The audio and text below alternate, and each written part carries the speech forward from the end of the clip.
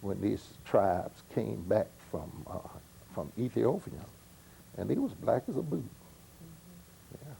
So how important do you think that type of teaching is to your congregation? Do you? It's very important. I find that they really like to hear the history of their race.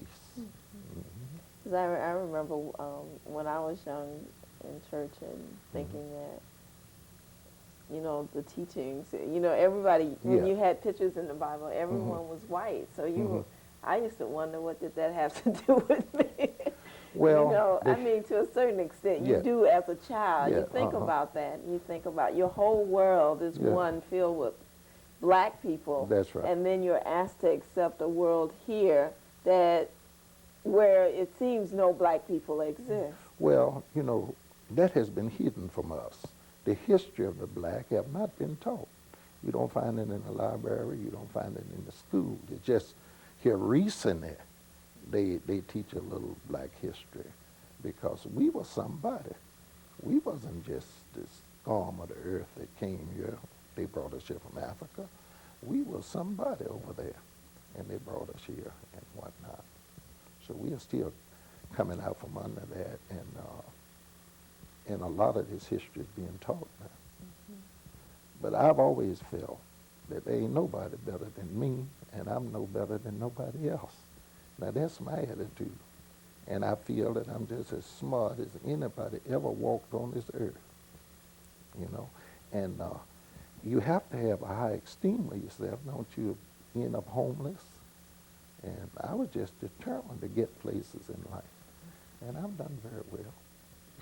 Yes, you have. Tell us about some of the appointments, and you talked about all of the different positions you have held in the church. All right. And I mean, that's a great you know, great milestones that you have reached, trying to, you know. Well, we start off as an elder. You know, we are minister, and then we start off as an elder, and then you have to work for these positions, and your achievement helps you a lot. So then the Lord marvelous blessed me, and then they ordained me as a bishop, as I said, in '62. Now, a bishop has a charge. He has a state, maybe 2 states that he has to look after, and he carries on his state function as well as the local church. And then in '70, as I said, they chose me as the chairman of the Board of Bishops, which gave me contact with all of the bishops all over the world.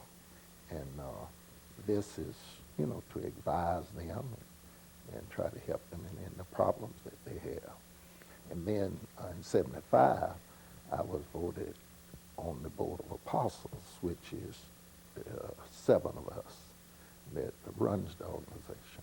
We look after everything and make sure that the organization is operating proper.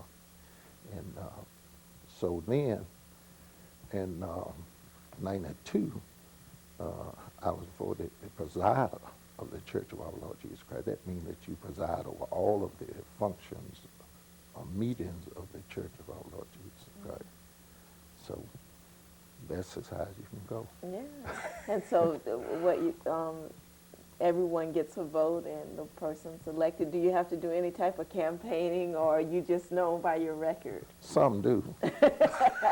Some campaign, but I didn't. You know, I never pushed for anything. I always felt this way: whatever God has for you, you're going to get it anyway.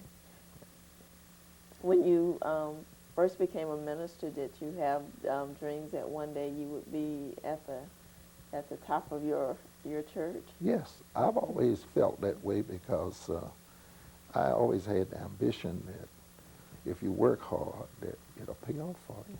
And I worked very hard and, you know, conducted myself in a way that it wouldn't slow me down. So I had my eye on the top.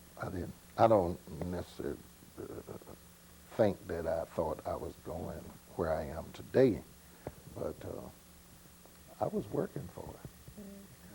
Because the sky is the limit if you apply yourself. That's what I try to encourage young people today. Now, in my church, I have maybe 200, 250 young people. See, and I study them, and I try to make sure that I find out those that are college material, and I push them off into college. I said, now you go to college. And now, as you know, Angela, that everybody is not college material. Then I tell them to go to a vocational school and learn a trade. Because I've always felt this way. Do not tie yourself down to one job. God gave you hands. Learn how to do something with your hands.